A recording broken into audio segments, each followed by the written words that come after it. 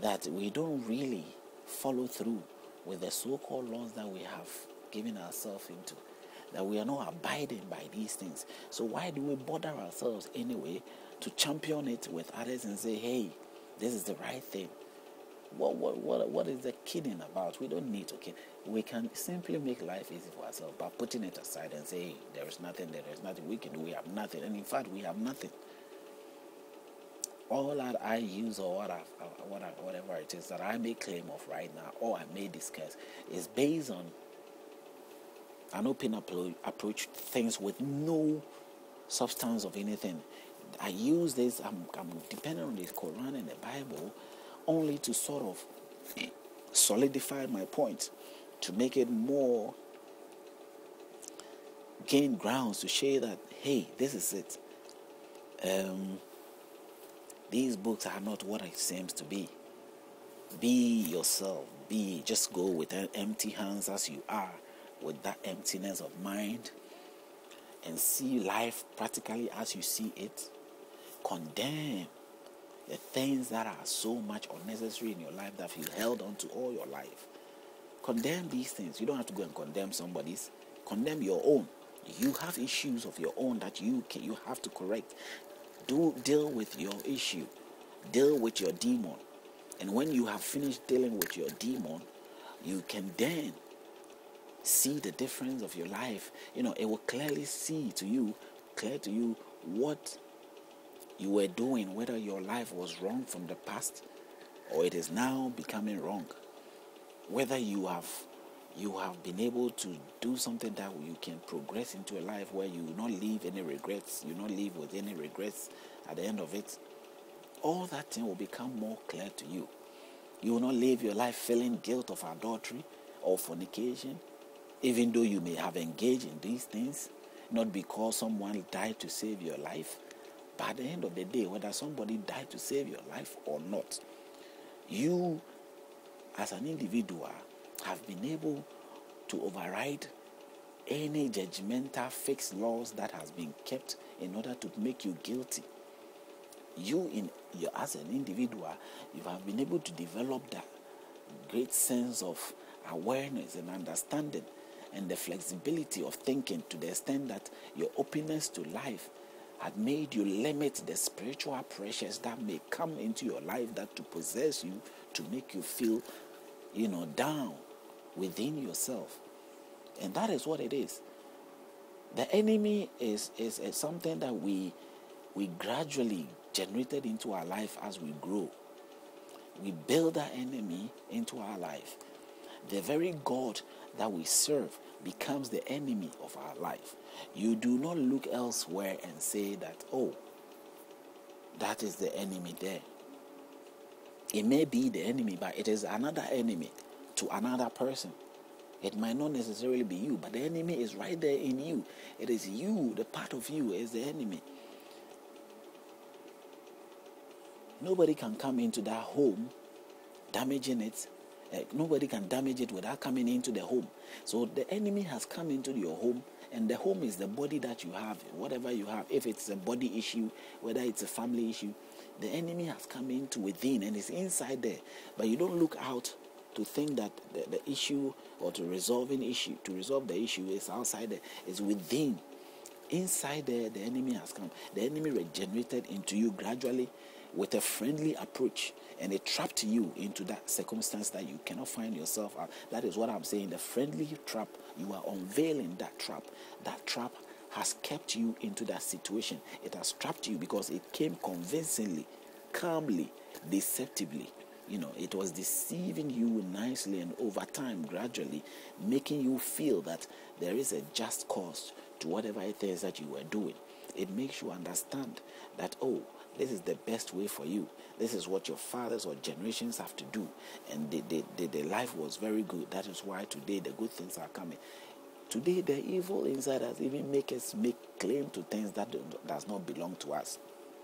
We live in envious state that we envy everything that,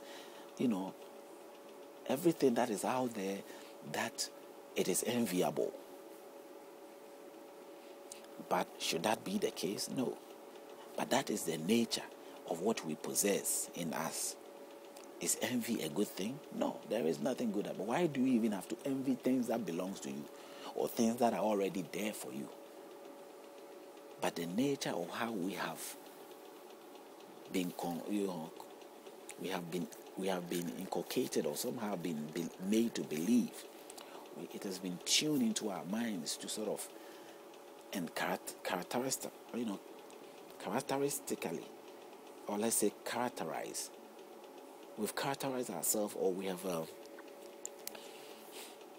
developed that kind of way of life, and we have built this thing in our life that is affecting each other.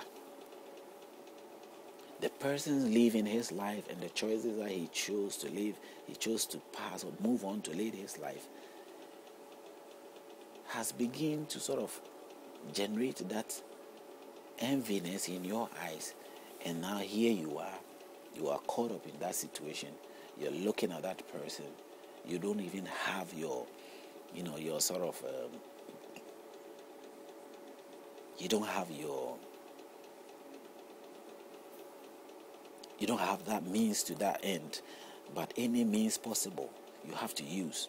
And so envy, strife comes in, and then it ends you up doing what probably you shouldn't do to gain that thing that you're not supposed to gain, or you're supposed to gain but not through that means. Because wherever you are envying, you also have the right to that. But there is lots out there, rather you didn't get that or look for your own. You rather envy what somebody has already got. So you think about these things, it's all generating from something within us, not from outside.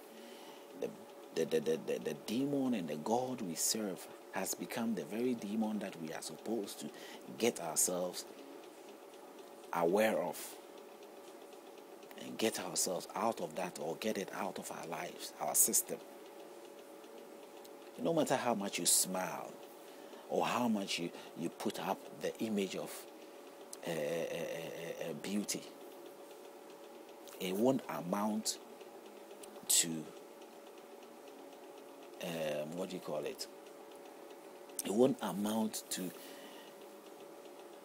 the act of goodness that you should possess. But it will earn you something, because it is convincing, it is deceptive, it can convince people that you are good inside. Because you are good inside, that is why you are reflecting. But that is not necessarily the sign of good. Has goodness got some sign? No, it hasn't. But we have developed that to think that if one is in such a situation of that nature, then that person must be good. That is our own mind. Because it's something that you see that good people, or is it being in such a mood of that nature, means that you are not harboring anything evil. But some people can be in that state and still be harboring something evil. Sometimes even when in that state, they harbor evil, and it's even more deceptive. You will never know.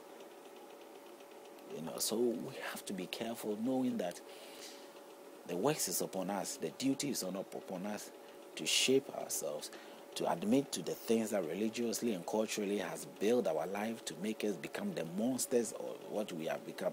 We are not actually monsters in our way, but the monsters, the demonic things dwell within us, or sort of walk by us every day. And that aggressiveness to achieve or to get what we want is the problem, is what is developed into us that is causing the problem, that is bringing us into the state of trying to prove something every day. And whatever we choose to prove, it ends up drowning us, because it is not right. It is always negative. It's always got a negative impact or negative results, and it drowns us and it puts us into that situation. Now, it is not evidently clear that it is our own fault. That's why it's at the end of the day, we point to God. You don't point to any other. It is the living God who knows the future and knows the end and created everything. He's responsible for your life. He's responsible for the surroundings of your life. He's responsible for everything. You can't spend your life thinking that God is